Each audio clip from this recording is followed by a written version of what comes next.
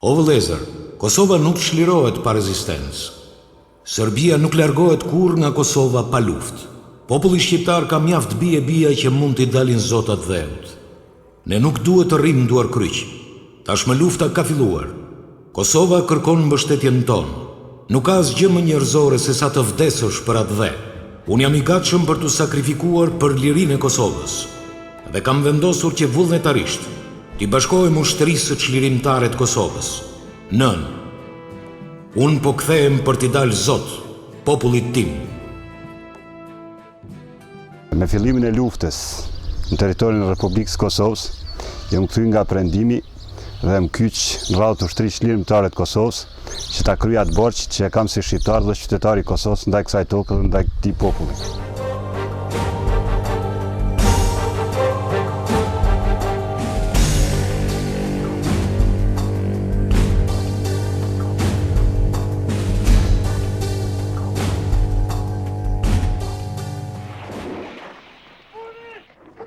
Kosova në pushtimin serb, po përjeton të gjitha format e shtypjes, terrorit e represionit shtetëror.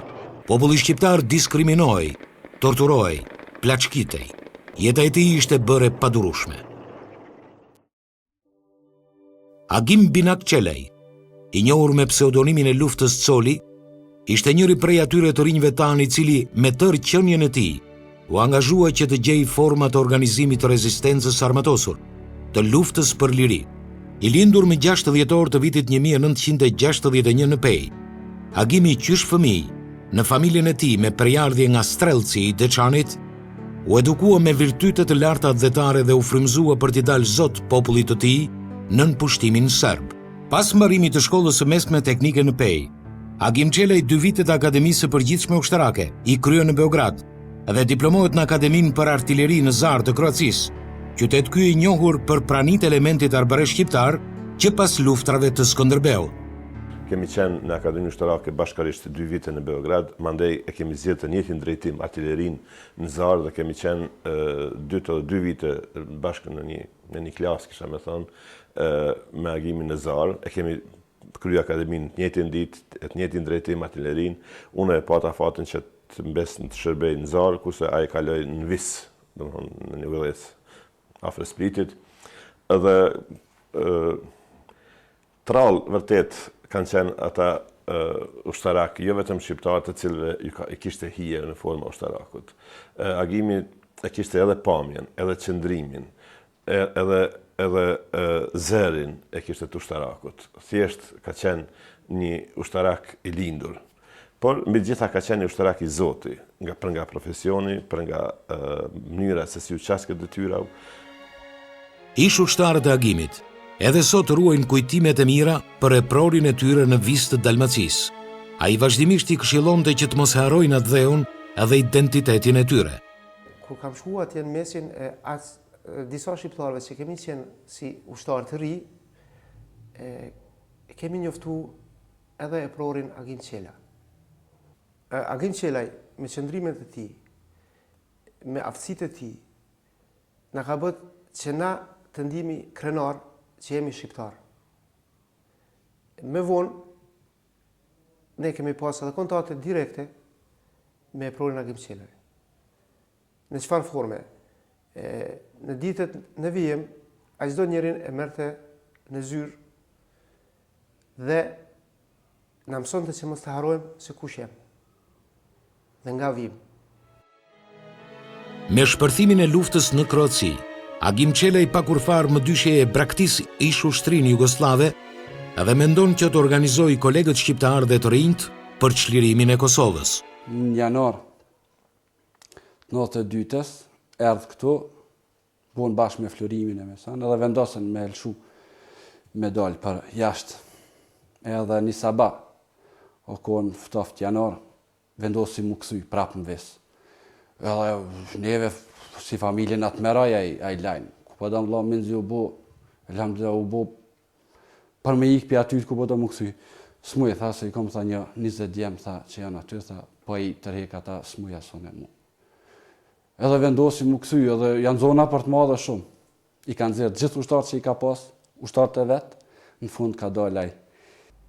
Edhe po më thot, na ka arë kohë e vështirë. Na ka arë kohë shumë e vështirë edhe që kjo rinia janë, po frigojmë se ka e merë një rrugë jo të duhen. Duheni mu mbledh, mu sensibilizu, edhe me ditë se na e kemë vetëm një rrugë. E rruga janë është shtirimi. Kur, si nuk e dim, po duhem me qenë përgatitur edhe me qenë të organizuar. Unë e kalova, angazhova në ushtrinë kroate, kurse Agimi filloi që të merret me organizimin e ish oficerëve shqiptarë, që të mesin të organizuar, që të mesin në kontakt me njëri tjetrin dhe që të beshin përgatitje për fillimin e luftës në Kosovë. Të dytë kemi qenë me shërbim në Kroaci dhe që nga dezertimi, si u quajki atë, nga garnizoni i Visit, ka qenë një preokupim jashtëzakonisht i fortë i tina për përgatitjen e forcave për ta shliruar edhe Kosovën. Me fillimin e luftës në Kroaci, Agim Qela u përcaktua që të jep kontributin e vetë në rrafshin çlimit kombëtar të Kosovës.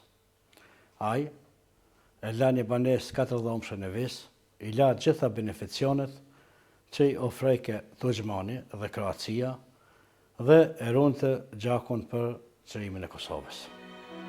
Me qëllim të intensifikimit të përpjekjeve për krijimin e bërthamës së luftës kundër Serbisë, Agim Qelaj në vitin 1992 vepron në Maqedoni, konkretisht në Gostivar, kurse në vjeshtë të vitit 1994, nga këtu me familje kalon në Shqipëri. Gjithmonë munu me na majt nga të Kosovës, na ka që mjerë në Maqedoni për me pas pilegrim afërsi me Kosovën. Mas Maqedonisë të ne na shkon Shqipëri, kër na shkon Shqipëri, që të ti ne konë, unë kom prit 32 vjetë për me shkelë tokën e Shqipënisë, të djallë jeme 7 vjetë, ta ka mundësu baba me ardhë tokën e Shqipënisë. është edhe ka thonë, edhe me dekë që tash nuk ka tash.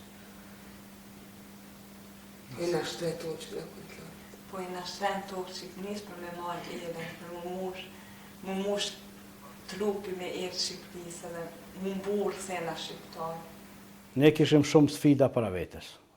Si do qoftë materiale, si do qoftë në organizimin kombëtar, si do qoftë në organizimin e provave, anë e marë botës, që Agim Qela ka qenë një shtyllë e rëndësishme e organizimit të atyre provave.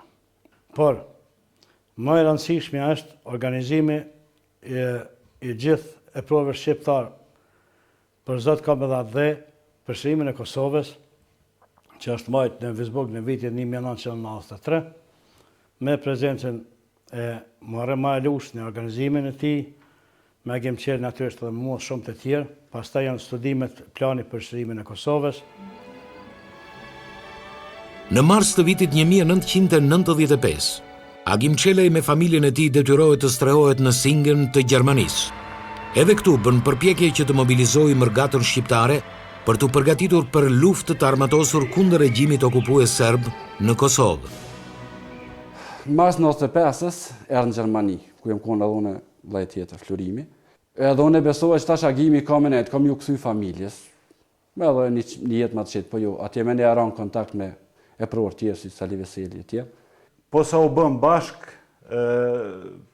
unë besoj se as gjumin nuk e bën të qysh u duke me bo. Me njëherë ju ka dhonë angazhimin, me njëherë ka kontaktu me grupin e prorëve që kanë qenë në Gjermani, për diaspor, ka pas edhe në Belgjik, edhe në Zvicër, dhe ka fillu